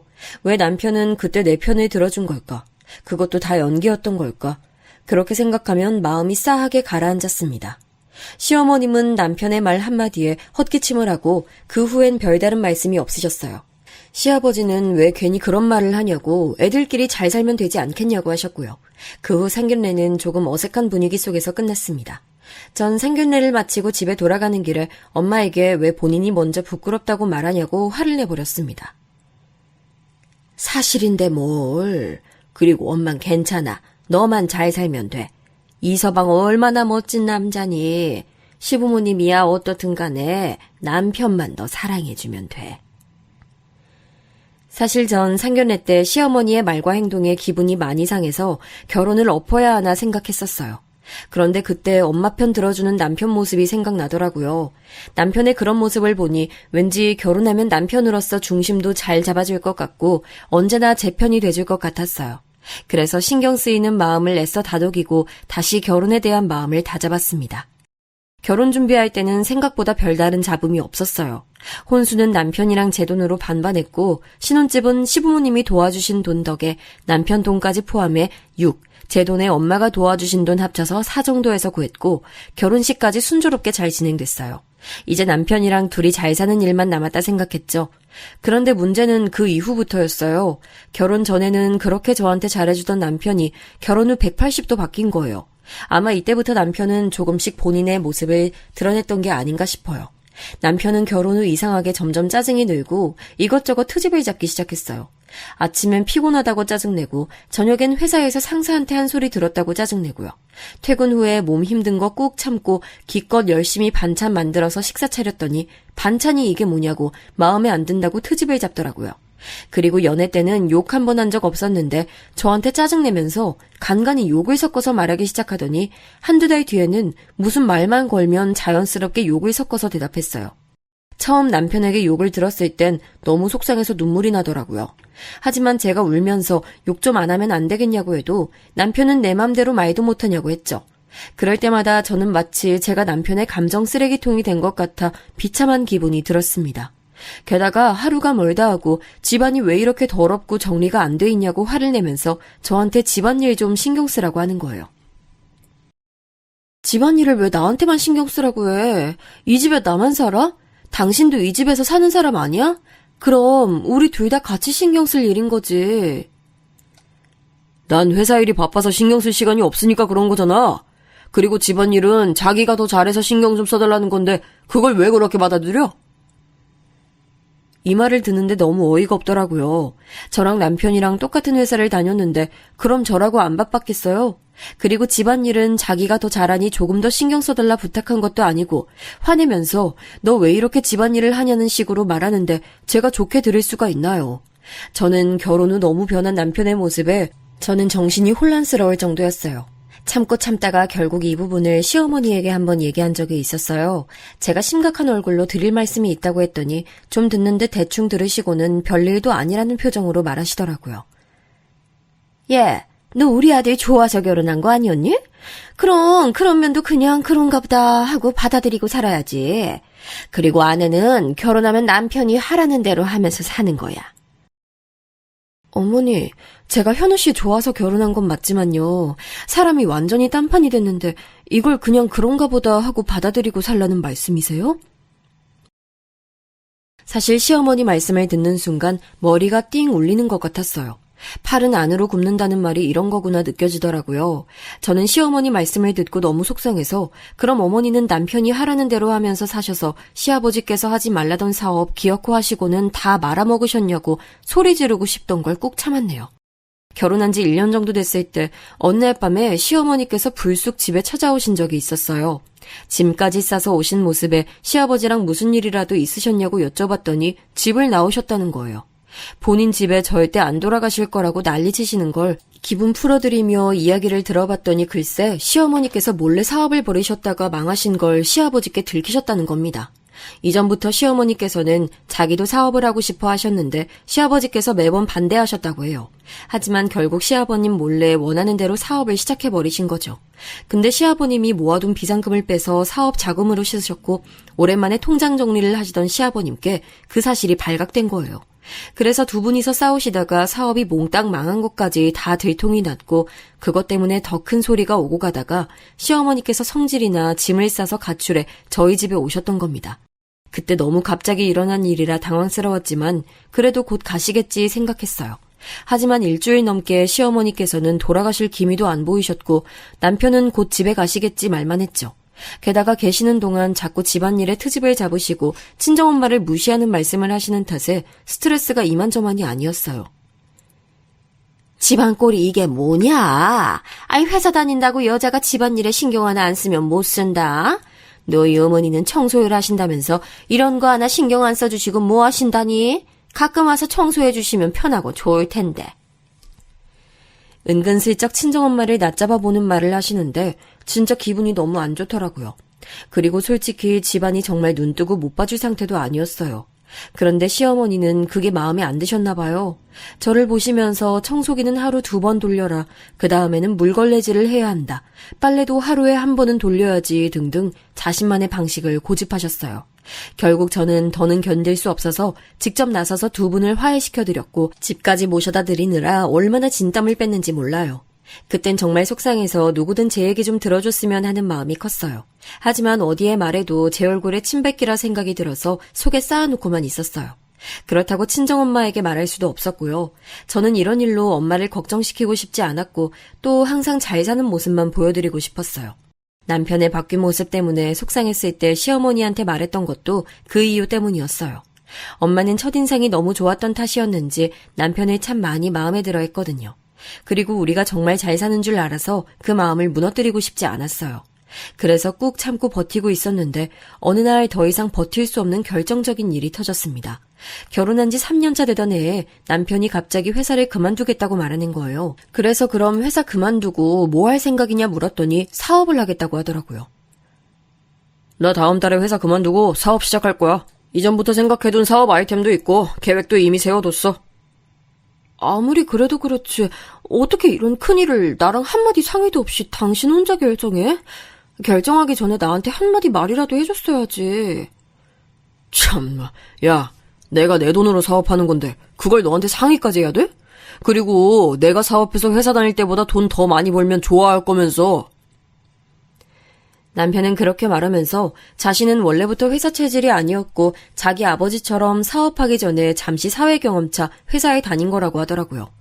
그 말을 듣는데 속이 얼마나 답답하던지 가슴을 몇 번이나 주먹으로 두드렸는지 몰라요.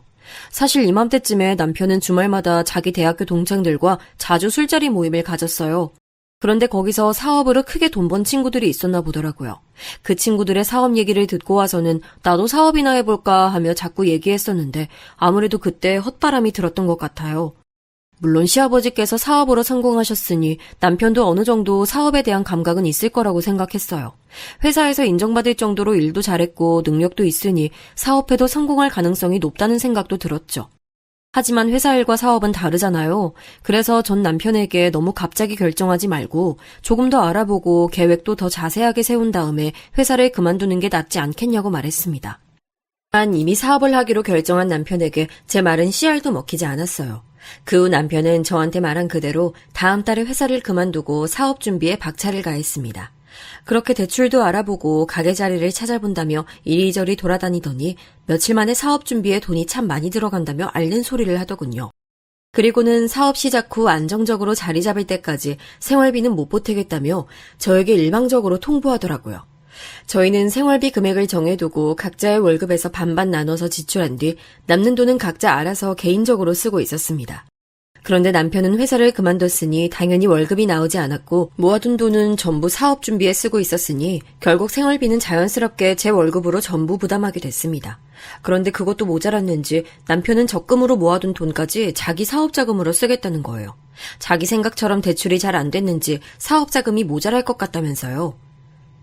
그건 안 돼. 그 적금은 나중에 우리 애 생기면 더 큰 집으로 이사 가려고 모아뒀던 거잖아. 어떻게 사업한다고 그걸 건드릴 생각을 해. 솔직히 남편의 사업 준비가 믿음직스러웠다면 저 그 돈 사업 자금으로 쓰는 거 동의했을 거예요. 근데 전혀 믿음직스럽지가 않았어요. 오히려 너무 걱정이 됐죠. 남편은 사업 준비한다 말하면서 장장 2년을 놀고 먹었습니다. 제가 사업 준비는 어떻게 되어가고 있냐고 물어보면 그때서야 아직 준비 중이라고 말하고 사업 아이템은 물어볼 때마다 자꾸 SNS에서 유행하는 품목으로 말이 바뀌더라고요. 이런 식인데 누가 적금까지 깨서 사업 자금으로 쓰겠다는 말에 동의하겠어요. 남편은 제가 반대하자 엄청나게 짜증을 냈습니다. 넌 진짜 남편 뒷바라지 해줄 생각이 없냐? 이럴 땐 네가 먼저 적금 깨서 이 돈 사업 자금으로 쓰라고 주면서 남편 기도 살려주면 얼마나 좋냐? 그때부터 남편은 매일 적금을 가지고 짜증을 내고 저는 그에 맞서 반대하는 날이 이어졌어요. 그러던 어느 날 회사에서 일하는 중인데 시어머니에게 전화가 왔습니다. 무슨 일이신가 하고 받아보니 시어머니께서 대뜸 제가 이렇게 말하시는 거예요. 예, 너 현우가 돈 좀 쓰겠다는데 왜 그렇게 반대를 하니? 집안에 들어오는 돈이 다 네 것도 아닌데 왜 우리 아들이 돈도 마음대로 못 쓰게 해? 어머니, 저도 현우 씨가 본인 돈 쓰겠다면 반대 안 해요. 그런데 저희 아이 생기면 쓰려고 모아놓은 적금을 자꾸 사업 자금으로 쓰겠다고 해서 그런 거예요. 남편은 제가 계속 적금 깨는 걸 반대하자 시어머니에게 제가 본인 돈을 마음대로 못 쓰게 한다고 말한 것 같았어요. 저는 어이가 없어서 시어머니께 남편의 사업 얘기를 다 말씀드렸어요. 그랬더니 시어머니께서 뭐라고 하셨는지 아세요? 걔가 사업 욕심이 좀 있어서 그런 건데 이럴 때 아내가 남편을 전적으로 지지해줘야지 반대하면 못 쓴다. 결혼 전이야 몰라도 결혼했으면 남편을 하늘같이 생각하고 살아야 하는 거야. 그리고 적금이야 하나 또 들어서 지금부터 모으면 되지. 안 그래? 저는 시어머니 말씀을 듣고 짜증이 나는 걸 꾹 참고 이 일은 저랑 남편 둘이 알아서 하겠다고 말하고 전화를 끊었습니다. 하지만 그날을 기점으로 시어머니께서는 시도 때도 없이 전화하셔서 제게 남편이 원하는 대로 해주라고 말하셨고 남편은 남편대로 제게 적금 이야기로 투덜거렸습니다. 결국 저는 두 사람의 닥달을 못 버티고 적금을 해지해서 전부 남편에게 줬어요. 이때 전 남편에게 오만정이 다 떨어졌고 얼마나 잘하는지 지켜보자는 마음이 컸던 것 같아요. 남편은 사업하겠다고 말한 지 2년 반 만에 드디어 사업을 시작했는데 한두 달 반짝 잘 되는가 싶더니 별로 잘 풀리지 않는 것 같았어요. 하루는 사업을 시작하니 돈 들어갈 곳이 더 많다면서 저한테 자꾸 돈 얘기를 하기에 저한테 말하지 말고 차라리 시댁에 말해보라고 했습니다. 하나 있는 아들이 사업하겠다고 도와달라 하면 시부모님께서는 반드시 도와줄 거라 생각했거든요. 그랬더니 남편은 본인 친구들은 다 자기 힘으로 사업해서 성공했는데 난 부모님 힘 빌려서 성공하면 어디 가서 자랑이나 할 수 있겠냐는 거예요. 사업이 어디 가서 자랑하려고 하는 건가요? 정말 이해가 안 가서 남편에게 그런 마음으로 사업을 하는 거냐고 한 소리 했더니 자기를 무시하냐면서 화를 내길래 그날 정말 크게 싸웠습니다. 그렇게 한바탕 싸우고 한동안 남편과 저는 서로 말도 안 하고 냉전이었어요. 그래도 계속 이대로 지낼 수는 없다고 생각이 들어서 저는 먼저 사과하려고 마음을 먹었습니다. 그래서 오랜만에 일찍 퇴근하고 남편이 좋아하는 음식으로 저녁을 차려서 같이 먹으려고 장도 봤죠. 근데 마트 봉투를 들고 집에 들어가는데 엘리베이터에서 친정엄마를 마주친 거예요. 엄마 어쩐 일이야? 온다면 온다고 말하지. 말도 없이 언제 왔어? 그냥 우리 딸 보고 싶어서 잠깐 왔지. 지금 퇴근한 거야? 거기서 엄마랑 만날 거라 생각 못했는데 예기치 않게 엄마를 만나니 너무 기쁘더라고요. 그런데 절 바라보는 엄마 표정이 심상치가 않았어요. 같이 집에 들어가자고 했더니 엄마가 아니라고 손사래를 치시더라고요. 그때 뭔가 느낌이 이상했어요. 그래서 장 본 건 전부 차에 실어놓고 엄마랑 같이 저녁을 먹으러 근처 한식당에 갔습니다. 근데 자리에 앉자마자 엄마가 근심 어린 표정으로 요즘 저희 사정이 많이 안 좋냐 물으시더라고요. 전 뜬금없는 엄마의 말에 놀라서 그게 무슨 말이냐고 물었죠. 아니, 며칠 전부터 자꾸 이서방이 전화해서는 장모님 돈 좀 있으시냐고. 자기 사업하는데 돈 있으면 자기한테 투자 좀 해달라고 그래서. 아니, 난 또 너희 사정이 많이 안 좋은데 말하기 어려워서 투자해달라고 돌려 말하는 줄 알았지. 그렇게 말하시면서 계속 걱정스러운 표정으로 절 살펴보시는 거예요. 그러니까 현우 씨가 엄마한테 자기 사업한다고 돈을 빌려달라고 했다는 거야? 그날 전 엄마의 말을 듣고 남편이 회사를 그만둔 것과 사업을 시작했는데 지금 잘 안 되고 있다는 것까지 전부 다 말해드렸습니다. 그리고 남편한테 돈 빌려주지 마시라고 신신당부를 했어요. 아무래도 남편이 하는 사업이 믿음직스럽지 못하다고요. 물론 엄마가 부부는 서로 돕고 사는 거라고 저보고 이해해주라고 말하셨는데 이미 적금까지 깨서 다 줬다고도 말씀드리니 별 말씀 안 하시더라고요.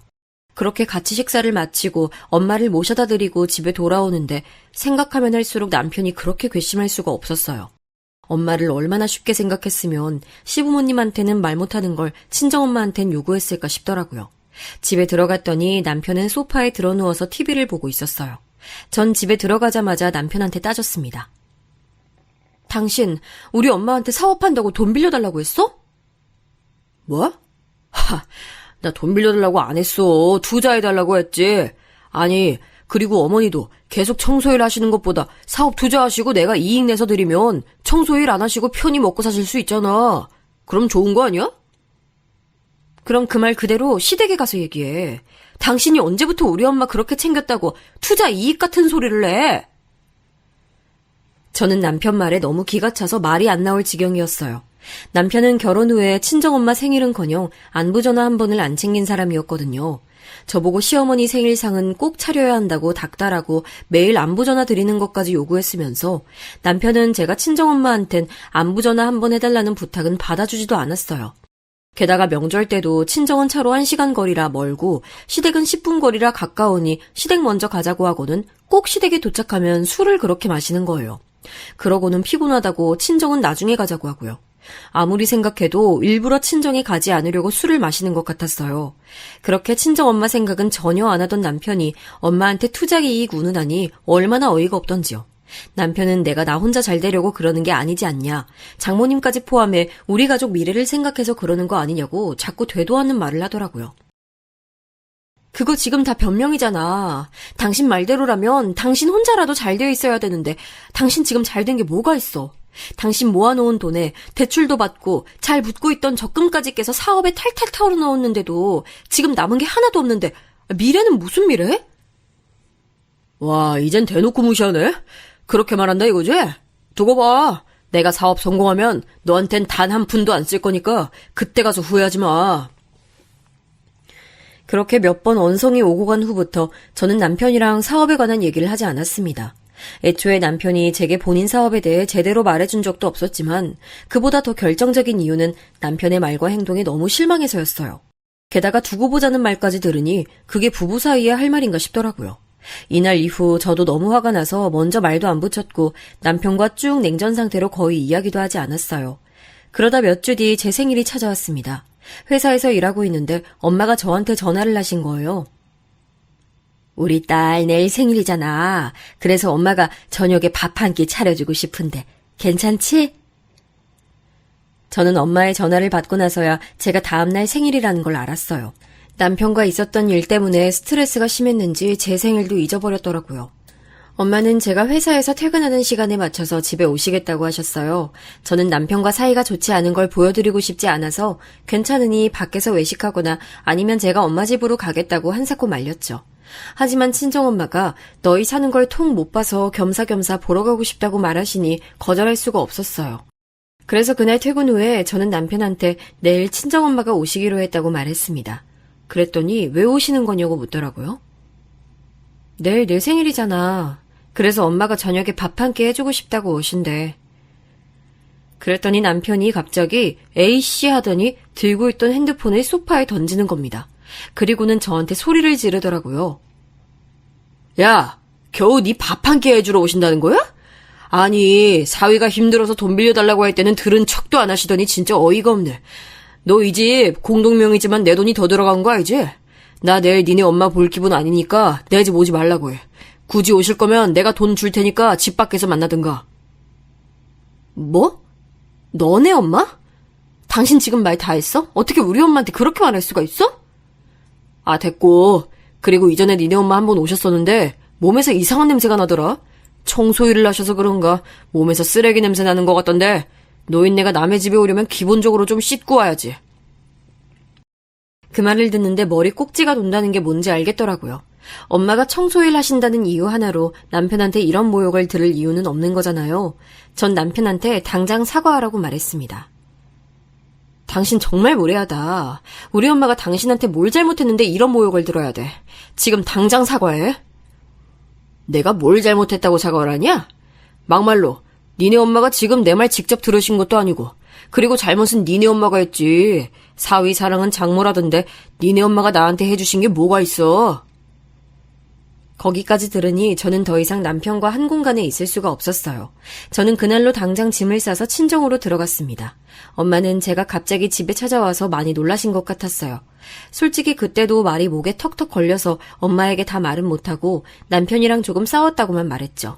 그러다 손을 씻으러 화장실에 들어갔는데 못 보던 샴푸랑 바디워시가 종류별로 엄청 많은 거예요. 엄마, 화장실에 샴푸랑 바디워시가 왜 이렇게 많아? 이거 다 다른 거네?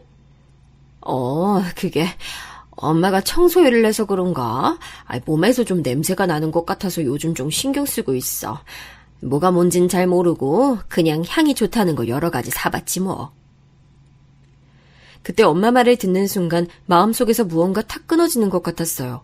평소에 비누 하나로 몸 씻으시면서 아끼시던 엄마가 딱 봐도 비싸 보이는 샴푸며 바디워시가 왜 이렇게 많았는지 알 것 같았어요. 그리고 마치 퍼즐 조각이 맞춰지듯 엘리베이터에서 엄마와 마주쳤던 날이 떠올랐습니다.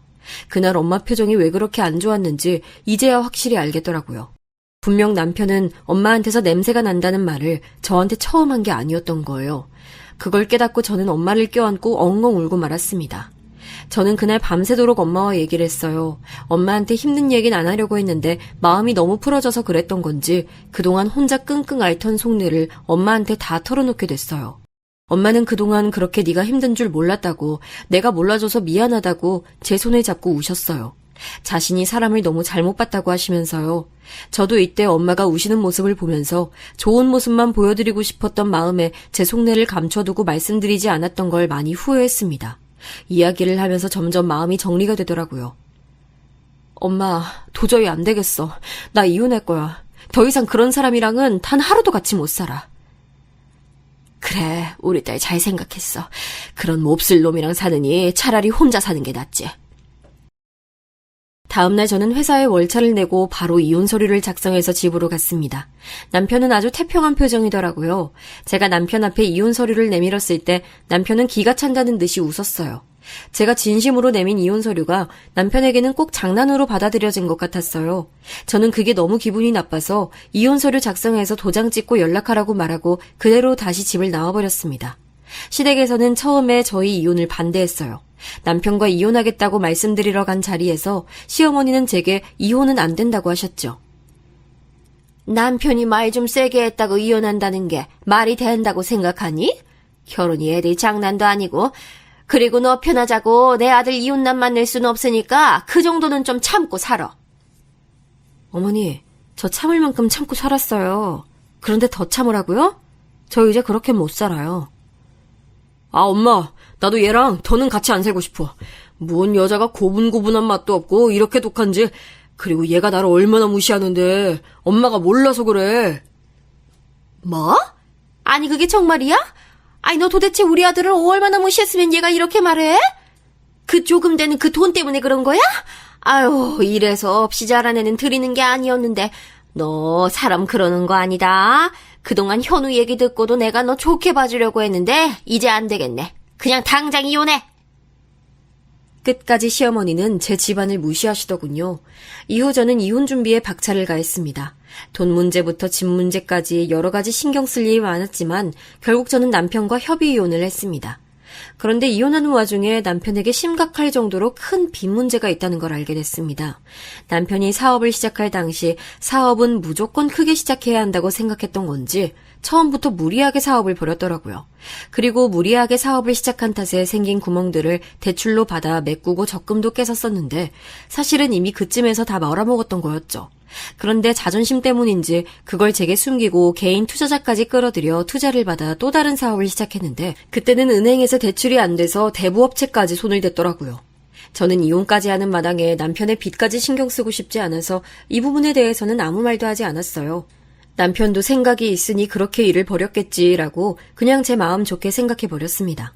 그 후에 시간이 지나 이혼 서류 제출 날이 됐고 저는 엄마랑 같이 이혼 서류를 제출하러 갔어요. 남편도 시어머니랑 같이 나올 줄 알았는데 의외로 혼자 나왔더라고요. 남편은 친정엄마를 보고 인사도 안 하고 보는 둥 마는 둥 하더니 얼른 제출하고 각자 갈 길 가자고 말하더군요. 그렇게 이혼 서류를 제출하고 나오는데 쌩 가버리려는 남편을 엄마가 불러 세우고는 서류 봉투를 하나 줬습니다. 이보게, 이거 집 가서 확인하고 나한테 연락하게. 뭔데요, 이게? 집 가서 확인해보면 뭔지 알 걸세. 명심해. 연락은 빠르면 빠를수록 좋을 거야.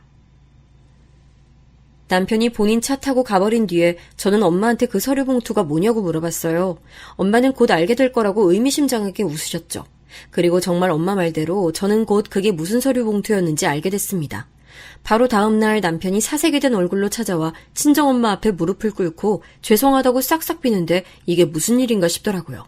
그리고 거기서 남편의 말을 듣고 서류 봉투 안에 들어있던 게 전부 차용증이라는 걸 알게 됐어요. 그동안 엄마가 청소업체를 운영하시면서 벌어둔 돈이 사실 꽤 되셨는데요. 청소업체 운영하시면서 번 돈뿐만 아니라 투자하신 걸로 차익도 보셔서 돈을 상당히 모아두셨다는 거예요. 그런데 엄마가 개인적으로 친분을 쌓고 지냈던 개인 투자자들과 이야기하던 중 남편의 이름이 나왔고 남편이 크게 사업을 벌였다가 많은 빚을 지고 있다는 걸 알게 되셨답니다. 엄마는 자기 사위가 빚쟁이들에게 시달리는 게 안타까우셨대요. 하지만 제가 남편에게 돈 빌려주지 말라는 말과 남편이 이전에 보여줬던 믿음직스러운 모습들이 겹쳐서 고민하시다가 저랑 남편 몰래 엄마가 뒤에서 개인 투자자들의 돈을 갚아주고 차용증을 넘겨받아 남편의 빚 문제를 일시적으로 해결해 주셨던 거였죠. 자네, 언제부턴가 빚 독촉이 줄어들지 않았었나? 자네가 우리 미진이 남편일 때는 내 이 돈 받을 생각이 전혀 없었어. 그런데 이제 이혼했으니 남인데 이 돈 꼭 받아야 되지 않겠나. 오늘부터 3일 안에 원금의 이자까지 다 쳐서 갚게. 안 그러면 법적으로 하는 수밖에 없어. 장모님, 이러시면 저 망합니다. 정말 못 산다고요. 제가 잘못했습니다. 제발 한 번만 봐주세요. 네? 제가 이렇게 빌겠습니다. 한 번만, 진짜 딱 한 번만 봐주세요, 장모님. 장모님이라 부르지 말게. 우리 딸이랑 자네랑 이제 남남인데 내가 왜 자네 장모인가. 그리고 난 절대 못 봐주겠으니 3일 안에 갚던지 법대로 하던지 알아서 하게. 그 후부터 남편은 저한테 전화까지 하면서 제발 엄마한테 말 좀 잘해달라고 하더라고요. 어디서 불쌍한 척을 하는 건지 그동안 제게 했던 말들이 생각나서 일말의 동정심조차 들지 않았습니다. 저는 남편한테 두고 보라더니 지금 이게 두고 보라던 꼴이냐고 말하고는 전화를 끊어버렸죠. 그날 전 밤새 한숨도 못 자고 꼴딱 밤을 샜습니다. 그간 쌓였던 스트레스가 그제서야 왔는지 몸살이 나서 일주일 동안 앓기도 했어요. 몸 좀 추스르고 엄마께 이야기를 들으니 제가 앓는 동안 남편이 돈을 갚은 모양이더라고요. 3일이라는 기한에서 좀 지나기는 했지만 남편은 원금과 이자까지 쳐서 돈을 갚았다네요. 들리는 말로는 남편은 엄마에게 돈을 갚기 위해 시댁에서 돈을 끌어다 쓴 모양이에요. 빚이 남편 혼자 해결할 수 있는 크기가 아니었는데 제 생각으로는 시아버지가 운영하시던 사업체를 팔아서 해결한 게 아닌가 싶어요. 남편은 사업을 접었다고 들었어요. 하지만 또 모르죠. 지금 또 사업할 궁리를 하고 있을지도요. 가끔 남편이 생각날 때면 머리가 아프고 속상한 마음이 들어요. 남편이 엄마를 냄새나는 노인네 취급했던 걸 생각하면 아직도 속에서 열불이 나고요. 그래도 이제는 더 스트레스 받는 일 없이 엄마랑 잘 살고 있어서 기분이 좋아요. 저와 엄마의 이 행복이 오랫동안 이어지면 좋겠습니다. 제 이야기를 들어주신 분들께도 언제나 행복이 가득하시길 바랄게요.